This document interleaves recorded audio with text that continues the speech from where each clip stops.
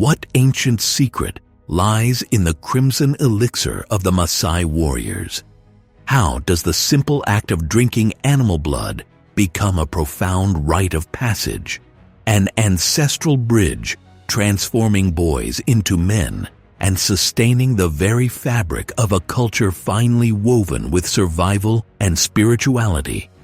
Join me as we step into the shadowed world of the Maasai, East Africa's legendary pastoral warriors, whose enigmatic blood rituals whisper of ancient wisdoms and survival mysteries few dare to unravel.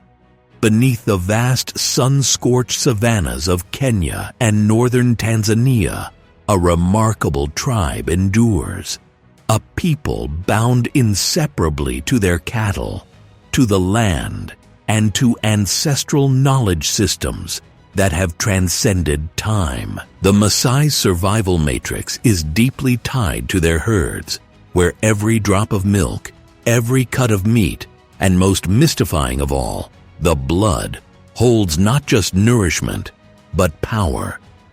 This crimson life force is not mere sustenance. It is ritual, medicine, and a symbol of transition that carries the weight of their cultural endurance.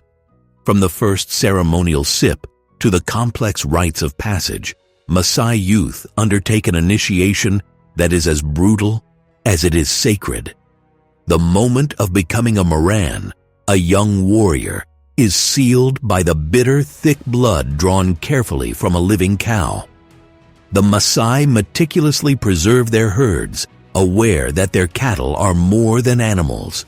They are living wealth, spiritual vessels, and the axis on which the tribe's cultural identity spins. The blood is harvested through an ingenious and sustainable method, a delicate puncture to the cow's jugular vein, usually by an arrow or spear, allowing blood to flow into a calabash while the animal remains unharmed. The wound is soon healed with mud or ash, ensuring the life-giving source is preserved, a ritualistic symbiosis between Maasai and beast. This potent blood, sometimes mixed with milk, known locally as osarge, is consumed not only during the warrior's initiation, but throughout their lives in times of healing, celebration, and sustenance. Among the Maasai, blood is power incarnate. It fortifies warriors physically and spiritually. The consumption invigorates the body with iron-rich vitality, fuels the stamina needed for grueling rites, and signifies an unbroken link to the ancestors who first walked the arid lands, learning to thrive in conditions that would otherwise spell death. The initiation ceremonies themselves are a crescendo of cultural adaptation mechanisms. The most famous among them, the Enkipata, Unoto, and Olngasher, represent successive stages in the molding of a Maasai male's identity.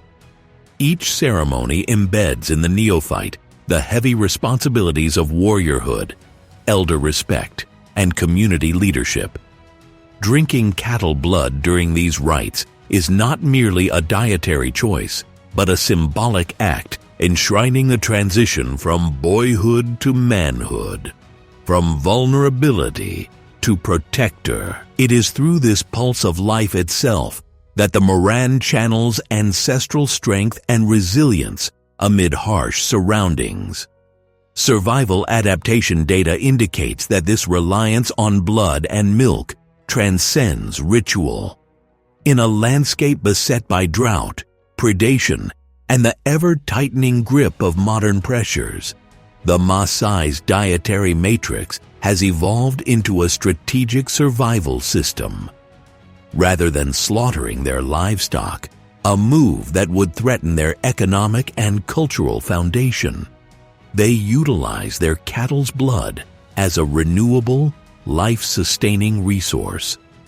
This practice ensures that herds remain robust, symbolizing ongoing wealth and status in the community. while physically nourishing the people. Blood is also medicine within the Maasai survival matrix. It's customary to give this rich concoction to the sick, to women who have recently given birth, and even to elders recovering from illness or spirits dulled by the night's excesses.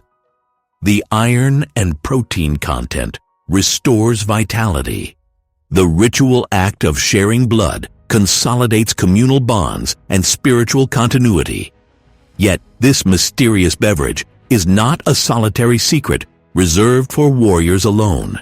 It is a shared inheritance consumed by all, men, women, and children alike, demonstrating the cultural extinction probability is low when a community unites around such profound rites that connect human resilience to natural cycles. The blood reverence is the heartbeat of a society that sees no division, but rather a ritualistic symbiosis between human and beast, spiritual and physical, survival and identity.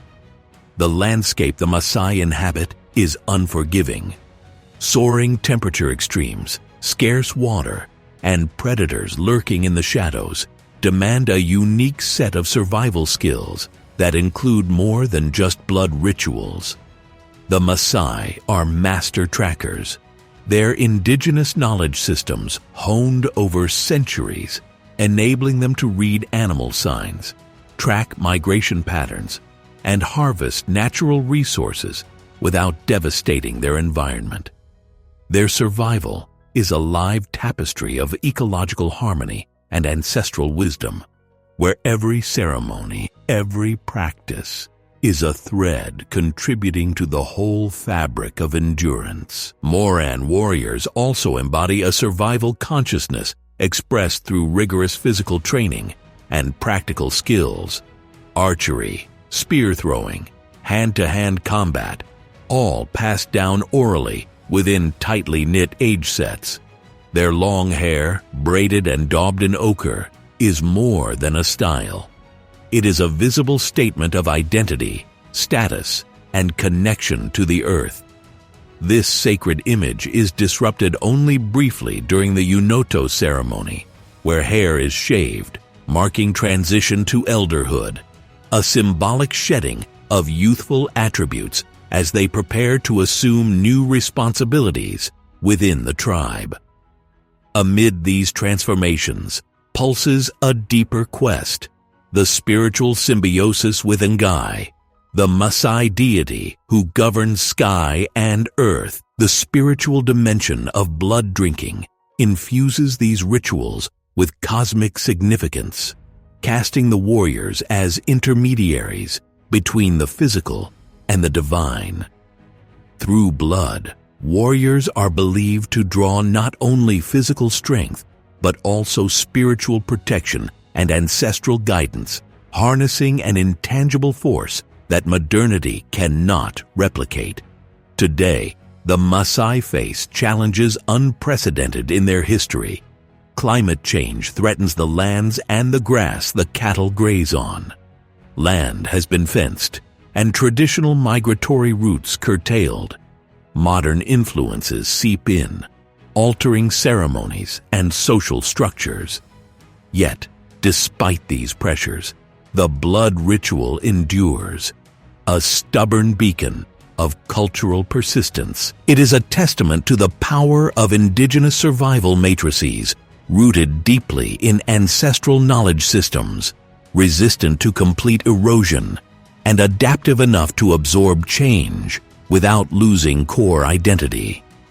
As we peer behind the veil of this ancient tribe, the mystery deepens. What happens when modern humans encounter this Stone Age consciousness? Could the Maasai's ritual use of blood unlock hidden human potential, offering lessons in resilience, community, and the sacred use of resources that escape contemporary humanity?